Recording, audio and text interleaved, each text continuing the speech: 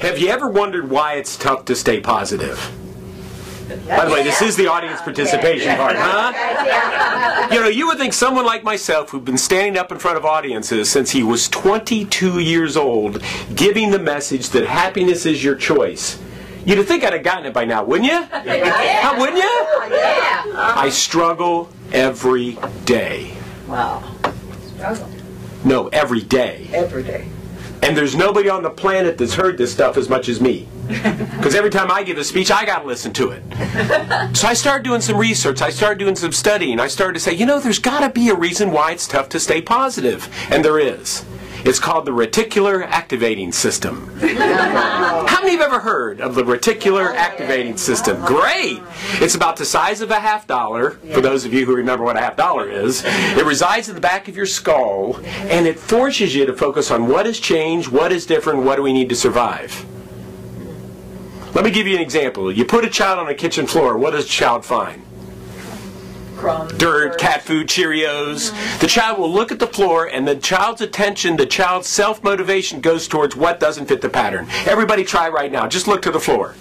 Oh, look at that spot, look at that spot, look at that spot, look at that spot. Think about this. You cannot not look at what doesn't fit the pattern. Here's another example. You get a new car. You get a ding on your car. Oh. For the next 2 weeks, when you walk to that car, what do you look at? The ding. Can you stop yourself? No. If it's on the passenger side, what do? You walk around.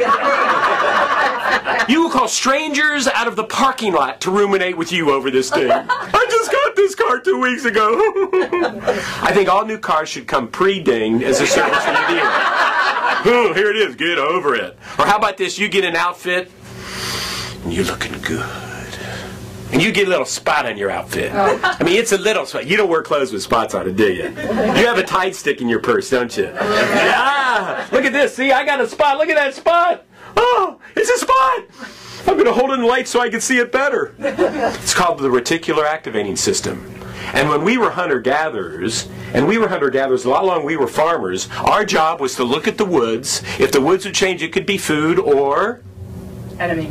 We could be food. So we have this instinct, we have this programming, we have our humanness that forces us to focus on what has changed, what is different, what do we need to survive. So if you're going to work on being more positive, you must force yourself on a regular basis to override your humanness and count your blessings. If you don't have your health, does anything else matter? No. If the people we love don't have their health, does anything else matter? No. If you've lost hope or faith, does anything else matter? No.